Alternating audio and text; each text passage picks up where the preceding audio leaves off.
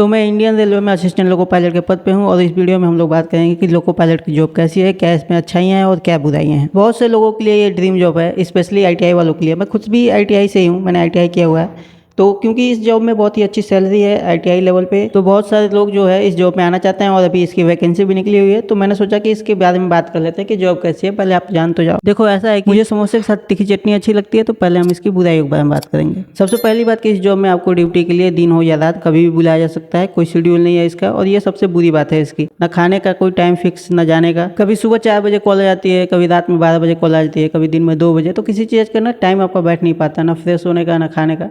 तो इसके वजह से आगे चल के बहुत सारे हेल्थ इश्यूज भी होते हैं लोगों को, जैसे बीपी या शुगर वगैरह के। क्योंकि कभी मान लो अगर आपको 10 बजे रात को कॉल आ गई तो पूरी रात आप जग रहे हो, 8-9 घंटे की ड्यूटी करोगे तो दिन में सोओगे। कभी दिन में कॉल आ गई तो दिन में ड्यूटी करके रात में सो रहे हो। तो ये सोने होने का भी टाइम फिक्स नहीं होता, ये चीज़ें होती हैं। अगर आप रेलवे किसी भी एग्जाम के लिए तैयारी कर रहे हैं तो किरण पब्लिकेशन का सामान्य ज्ञान का एक बुक आता है जो एनसीईआरटी के न्यूनतम पैटर्न पर आधारित है। इसमें इतिहास, भूगोल, कला, संस्कृति सारी चीजें बताई गई हैं। तो ये बुक बहुत ही अच्छे है, अंग्रेजी में भी आप ले सकते हैं, लिंक डिस्क्रिप्शन में है। सेकंड, आपको खाने पीने का सामान लेकर चलना पड़ता है। 8 घंटे की ड्यूटी है तो आपको रास्ते में तो नहीं मिलता है, आपको अपने साथ लेके चलना पड़ता है। पानी 2 लीटर 4 लीटर आपको जितना भी लगता है 8-9 घंटे की ड्यूटी में, उतना आप लेके चलेंगे। खाने के लिए लेके चलेंगे और फिर टूथब्रश वगैरह, एक सेट कपड़े। क्योंकि जो है देखो, लोगों जो है आपको चार्ज दे दिया गया, तो आप एक जगह से दूसरे जगह पे उसको पहुंचा रहे हो ट्रेन को, आप तुरंत नहीं आ सकते। वहाँ ड्यूटी ऑफ करेंगे, 8 घंटे का रेस्ट करेंगे रनिंग रूम में। तो रनिंग रूम पे मैंने एक वीडियो बनाया हुआ है, लिंक डिस्क्रिप्शन में, आपको अगर देखना हो तो देख लीजिए। तो वहाँ रनिंग रूम में हम रहेंगे। कभी कभी आदमी 2-2 दिन तक बाहर ही रहता है, तो उसके लिए आपको कपड़े वगैरह, टूथब्रश वगैरह तो चाहिए ही। तो लोग रहते हैं रनिंग रूम में। फिर कभी वैसे तो हम लोग 24 घंटे में वापस आ जाते हैं, पर कभी कभी क्या होता है 2-2 दिन भी हो जाते हैं बाहर।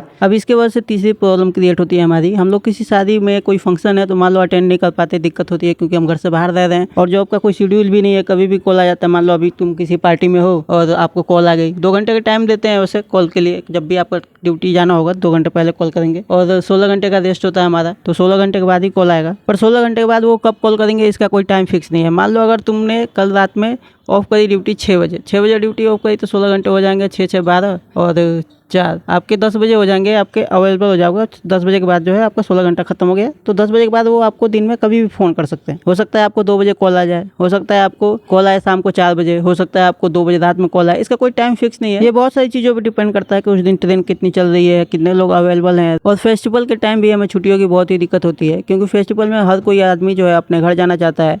और आम पब्लिक के लिए यात्रा का सबसे अच्छा साधन है इंडियन रेलवे। और रेलवेज के जो है ड्राइवर ही, लोको पायलट जो है वही अगर छुट्टी पर रहेंगे तो फिर आम पीपल को कौन उनके घर पहुंचाएगा। अब ऐसा भी नहीं है कि छुट्टी एकदम से नहीं मिलती, आपस में मैनेज कर लिया जाता है। जैसे मान लीजिए दीपावली और छठ जो है वो एक ही टाइम पर पड़ता है, तो कुछ लोग दीपावली में चले जाते हैं, कुछ लोग छठ में चले जाते हैं। जो दीपावली में छुट्टी लेके जाएंगे वो छठ में नहीं जाएंगे, जो छठ में जाएंगे वो दीपावली में नहीं जाएंगे। ऐसा करके मैनेज कर लिया जाता है। अब इस जॉब की अच्छाइयों के बारे में बात करें तो सबसे अच्छी बात तो इसकी है जो है वो सैलरी है। ज़्यादातर लोग सैलरी के लिए ही आते हैं, अच्छी खासी सैलरी मिलती है इसमें। स्टार्टिंग में ही आपको कम से कम आप जो है 50-55 तक पहुंच जाएंगे। और ये डिपेंड करता है कि आप किस आदमी में, किस जोन में ड्यूटी कर रहे हैं, क्योंकि कहीं कहीं पे जो है यही सैलरी स्टार्टिंग के 60 से 70 हज़ार तक पहुंच जाती है। और अगर ड्यूटी की बात करें तो इसमें मुझे कुछ खास मेहनत नजर नहीं आती है। शुरुआत के आधे घंटे ही थोड़ा सा मेहनत करना होता है, लोगों को चेक करना होता है प्रॉपर बढ़िया से कि लोगों में कुछ खराबी तो नहीं, क्योंकि हमें हर ड्यूटी में अलग अलग लोग को मिलता है। तो इसको प्रॉपर चेक करना जरूरी है कि हेडलाइट ठीक से काम कर रही है कि नहीं, ब्रेक लग रहा है कि नहीं, और भी चीज़ें हैं जो चेक करनी जरूरी है। मान लो अगर आप बाइक ही लेकर चल रहे हो और रास्ते में कुछ खराब हो गया, पंचर हो गया, तो कैसे आपको दिक्कतों का सामना करना पड़ सकता है। इस वजह से उसको प्रॉपर बढ़िया से पहले ही चेक करना जरूरी है